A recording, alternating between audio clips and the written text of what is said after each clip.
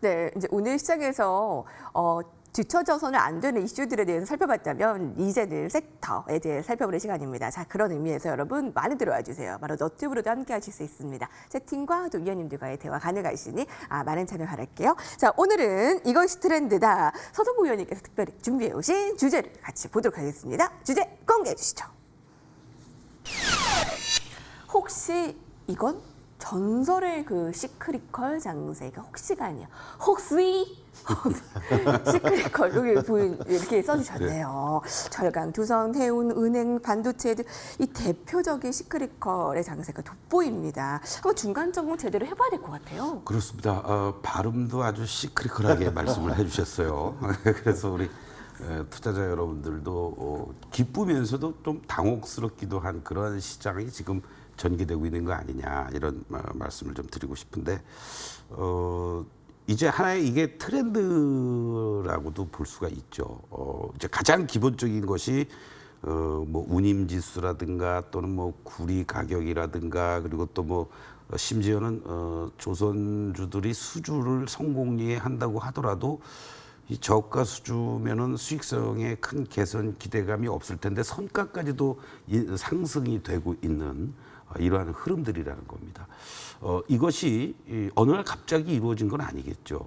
그동안에 뭐 폭발적인 뭐 거의 1년 반 동안에 잠잠해 있었던 이러한 움직임들이 이제 작년 연말부터 정상화돼가는 과정들이 나타나면서 나타나는 지표들이다라고 이해를 하시면 되겠고 상대적으로 작년에는 너무나도 편안한 그런 시장이 펼쳐졌었죠. 뭐 BBIG라고 여러분들 뭐 대표적인 그러한 바이오 쪽이라든가 또 2차 전지 배터리 쪽이라든가 또 인터넷 그리고 또 게임 관련한 뭐 이런 류의 종목들만 그냥 범주로 해서 홀딩하면 갔던 그런 시장이었고 어떻게 보면은 대단원의 막이 1월 11일 날 3,266포인트를 장중에 고점을 찍고 2달 반, 3달 가까이 조정하는 그런 계기를 만들어 주었고요.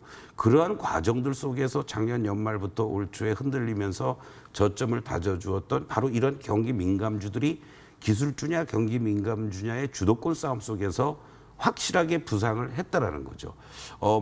포스코라든가 그리고 한국조선해양이라든가 뭐 이런 류의 대표적인 조선 철강, 뭐 화학 관련주들은 뭐 이미 2018년대의 고점들을 다 넘어서는 이러한 모습들을 보여주면서 그 후발주들인 이런 철강주들이 올라오는 것들, 또 조선주들도 마찬가지죠.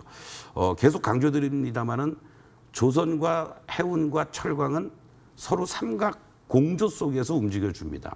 물동량이 증가하니까 운임이 증가가 될 테고 당연히 배는 더 필요할 테고 그러면 배가 더 필요하면은 철강 쪽에서 후판 가격의 인상이 되거나 후판 수요가 계속 늘어날 수밖에 없는 이런 어떤 선순환 구조가 자연스럽게 이루어지면서 이런 산업재 군단들 쪽에서 그리고 소재 쪽에서 같이 연동되는 폭발력이 있다. 이렇게 여러분들이 이해하시면 좋을 것 같습니다. 결국 지금 또 이러한 과정들 속에서 기술주들의 대표적인 뭐 반도체들은 미국과 중국의 패권 전쟁 또 이런 노이즈들이 계속 나오고 있죠. 또 이건 이재용 회장에 대한 뭐 사면 뭐 이런 부분들이 뭐 불가하다, 안 된다, 뭐 이런 논란들, 총수 부재의 어떤 이런 상황 속에서 투자를 더 할 것이냐 말 것이냐, 어느 정도로 할 것이냐, 또 상속과 관련된 부분, 이러한 부분들도 삼성전자를 지금 발목을 잡고 있는 요인 중에 하나다라고도 볼 수가 있겠고, 또 여러분들도 다 아시겠습니다만은 자동차 같은 경우에도 자동차 반도체와 관련된 이러한 부분들이 원가 자체는 얼마 되지 않습니다만은 그것이 부족하거나 없음으로 해서 일부 공장들이 지금 수독돼가는 이러한 과정들, 거기에 또 2차 전지 쪽들은 뭐 소재단들이라든가 부품 장비 쪽들이 움직여주고는 있습니다만은 전 세계 글로벌 자동차 메이커들의 내재화에 관련된 이런 노이즈, 여러 가지 이런 부분들이 뭔가 좀 주도하면서 다시 끌고 가기에는 역부족인 상황, 그리고 또 많이 올라온 데 따른 조금 더 우리가 뭐 흔한 말로 좀 넘어진 김에 쉬었다 가자, 뭐 이런 어떤 분위기, 그 틈새를 이용해서 제한된 수급으로 결국은 이런 경기 민감주 쪽들이 주도해 왔다. 그리고 그것이 어떤 지표라든가 실적으로 뒷받침해주고 있다. 이러한 부분들이 현재 시장에서 경기 민감주들의 상승 흐름이 조금 더 이어질 가능성이 높다. 다만 아주 좋은 모습 중에 하나가 뭐냐면요. 사실 지난 연말과 연초에 BBIG들을 중심으로 해서 급반등을 주었을 때 또 애플발 그런 어떤 기대감도 있었습니다만은 무슨 현대모비스 같은 종목이 장중에 상한가를 갑니까? 그거 자체가 상당히 문제가 있었던 그런 어떤 시세 흐름이었거든요. 그러나 최근 들어서 이러한 산업재나 소재 쪽들의 움직임들을 보면은 하루 이틀 또는 2, 3일 올라갔다가 쉬었다가 다른 쪽들이 또 돌아가면서 서로 아주 로테이션이 잘 이루어지고 있다는 겁니다. 그렇기 때문에 지금 자리에서 여러분들이 내가 산업재나 소재 쪽들에서 매수를 못해서 쫓아가서 매수한다기보다는 기다리면 시세들을 다 준다라는 거죠. 새롭게 고점을 돌파해주고 있는 HMM 같은 경우에도 제가 2, 3주 전부터 이제는 매도하지 마시고 매수해도 될 만한 시점입니다라고 3만 원대부터 다시 재강조를 드렸습니다. 자연스럽게 또 고점을 돌파해 나가는 이러한 모습들이 연출이 되고 있는 거고요. 뭐 현대미포조선 같은 경우에도 한 2, 3주 정도 쉬는 듯 했다가 다시 또 고점을 돌파해 나가는 이러한 움직임들이 자연스럽게 나타나고 있는 것이 시장에 대해서 또는 이러한 섹터들이 좀 너무 뭐 과열 아니야라는 것이 아니라 장중에 또는 하루 이틀 숨고르기를 해주면서 가고 있다는 것이 다행스러운 모습이고 조금 더 이런 어떤 지표들이 꺾이지만 않는다면 추가 상승세가 나오지 않겠느냐. 이런 쪽에 좀 포커스를 맞추면서 경기 민감주들 접근하면 좋겠다. 이렇게 말씀드리겠습니다. 네, 올해 들어서 뭐 운임지수, 선가 상승 이러한 현상 속에 이런 업종이 오르는 건 뭐 자연스러운 일일 텐데 중요한 건 우리는 서동구 위원님과 이미 선취매 관점에서 HMM을 샀다라는 거죠, 여러분. 선취매를 했다라는 거. 그 잠시 후에 또 얘기를 해주시고요. 2, 3주 전만 해도 그 종목이 수익이 났는데도 아직 매도하지 마시라라고 해서 좀 수익을 극대화시킨 바 있습니다. 자, 혹시 이건 전설의 그 시크릿컬 장세? 라는 그 주제로 이야기를 토론을 벌이고 있습니다. 자, 급등한 위원님은 혹시 이 스크리컬 장세, 스크리컬 장세에 대한 이 분석 어떻게 현재 장세를 좀 맞다고 보십니까? 네, 지금 그 경기 민감주가 움직일 때가 되긴 됐고요. 경기 회복기 때는 결국은 이제 원자재 가격이 상승을 하게 되는데 최근에 보면 곡물가도 상승했고 그리고 결국은 그 비철금속의 철강이나 이 관련된 종목들이 전반적으로 보면은 그 강한 상승이 나왔죠. 물론 동 가격 상승에서 보면 동 관련된 종목들도 엄청나게 강하게 나왔는데 일단 어쨌든 간에 전반적으로 봤을 때 경기가 보면 상당히 보면 회복되는 국면에서 경기 민감주가 움직이게 되는데요. 어쨌든 지금 현재 그 상황 자체를 보면은 이 주가 자체가 어느 한쪽으로 가는 것은 아니고 계속적으로 순환적으로 상승이 하고 있습니다. 뭐냐면 예를 들어 가지고 이 코로나가 지금 보면은 상당히 좀 그 아직 팬데믹 상황인데 백신이 나온 과정 속에서 보면은 결국 코로나 관련주도 또 순환이 나오고 있거든요. 그렇기 때문에 그 관련 흐름들 그리고 오늘 이제 좀 말씀을 주신 그런 내용들입니다. 뭐냐면은 최근에 그 필수 소비재보다는 자동차나 그 가전이나 이쪽 관련해서 내구 소비재에 대한 수요가 증가하고 있습니다.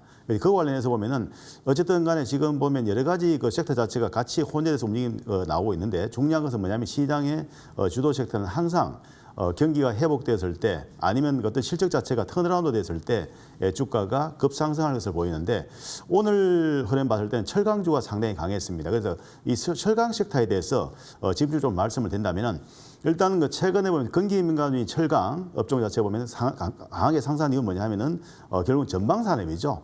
결국은 조선이나 또는 건설이나 이쪽 보면 그 해운 이쪽 관련 거 보면은 그 산업 자체가 상당히 보면 그 성장을 하고 결국 그러다 보니까 그와 관련해서 결국은 철강주가 상당히 강세를 보이겠다 봐야 되겠고요.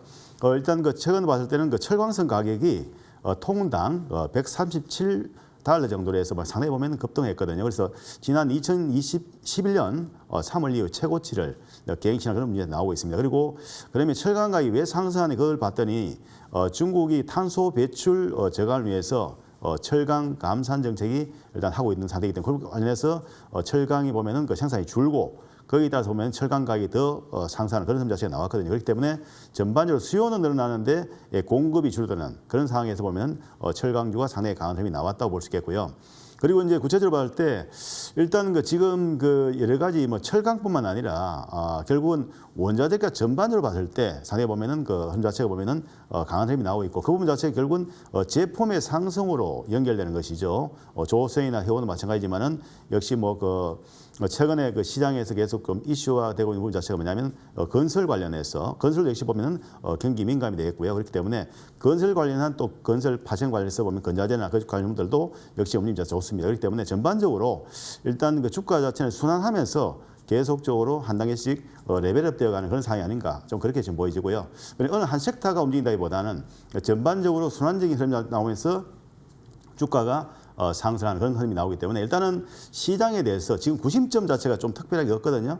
최근 특징이 뭐냐면은 그동안에 시장을 주도했던 그러니까 3파동 구간에서 결국은 그 종합지수 할 때 코스피 3파동 구간에서 시장을 주도했던 반도체나 자동차가 사실상 지금 현재 주도권에 살짝 좀 밀려 있는 상태입니다. 그렇기 때문에 일단 그런 가운데서 다른 섹터가 이제 순환적으로 상승하면서 지수가 전반적으로 상승하고 있는데 일단 이런 상황에서 본다면 종목 접근 자체는 상당히 좀 지금 까다로운 장인 것은 분명하고요. 그렇기 때문에 어느 한 섹터가 간다 그쪽으로 집중해 간다기보다는 이 순환적인 상승을 생각하면서 우리 좀 대응하는 것이 맞다. 그렇게 좀 말씀을 드리겠습니다. 네, 철강주 얘기가 나왔으니 말인데요. 뭐 동국제강, 현대제철 강한 상승세였고요. 포스코는 지금 며칠째 강한 흐름이 굉장합니다. 거기다 외국인 기관들의 쌍끌이 매수세, 외국인의 연이은 매수세 강하기 때문에 근데 지금 사도 늦지 않을까라는 생각이 들 수밖에 없는 게 뭐 주봉이나 월봉을 보면 이게 포스코의 주가가 이미 전고점인 40만 원대 이제 부근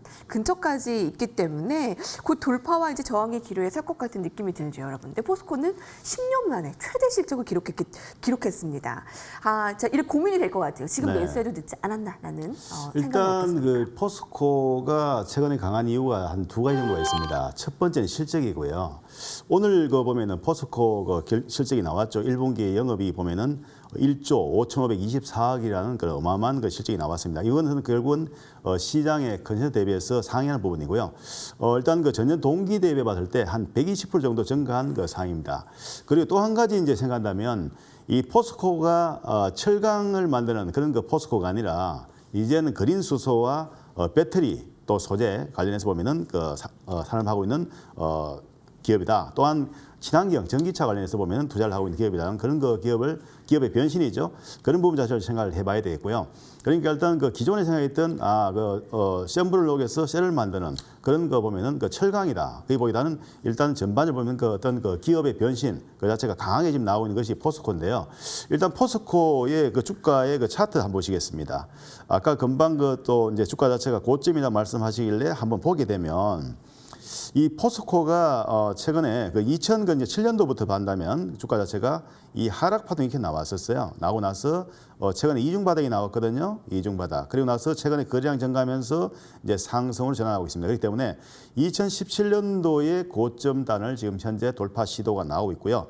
그러니까 지금 현재 보시고 계신 것은 월봉입니다. 월봉이고 그다음에 주봉을 본다면 주봉상을 봤을 때 역시 마찬가지 이중바닥을 만들고 나서 이 라인에서 거래량이 증가하면서 상승이 나타나겠죠. 그런데 일단은 단기파로 봤을 때는 그렇습니다. 단기로 봤을 때는 이런 흐름 자체가 나왔죠. 원래 그 파동을 봤을 때는 하나, 둘, 셋, 넷 해가지고 5파동이 나왔어요. 5파동이 나왔기 때문에 이게 이제 일반적으로 보면 그 파동상 5파동이 나오면 이 조정파가 뒤에 나오게 됩니다. 조정파가 나오게 되는데 조정파가 나온다 그러면 전체적인 흐름 자체가 보면 그렇게 크게 꺾일 것이냐 그것이 아니라 일정 분 조정을 보이고 나서 또 재차 추가 상승을 좀 모색하지 않겠느냐 그렇게 보고 있습니다. 그렇기 때문에 이 포스코에 대해서 지금 단기적으로는 고점의 징후가 조금 살짝 보입니다만 그러나 중요한 것은 고점에서 항상 보면 거래량 피크가 나오는데 아직 거래량 피크는 나오지 않았습니다. 나오지 않았고요. 그렇기 때문에 일정 분 그 조정을 좀 보인다고 하더라도 추가 상승 시도는 또 여전히 나타날 수 있는 그런 상황입니다. 그렇기 때문에 이제 좀 중장기로 본다면 이 포스코의 전망은 상당히 밝게 보고 있습니다. 네, 철강, 조선, 해운, 은행, 반도체 등의 경기 민감, 시크릿컬 업종의 강세, 장세가 나타나면서 아마 또 궁금증이 있으실 거예요. 이제 공매도가 되게 되면서 이제 최근에 눈에 띄는 이 상승세가 타겟이 되지 않을까 하는 부분인데 그 부분도 좀 무료공개 방송에서 선동구 의원님께서 좀 제시해 주시면 좋을 것 같아요. 자, 오늘 이것이 트렌드다 함께 살펴봤습니다. 화면으로 보고 종목으로 넘어가시죠.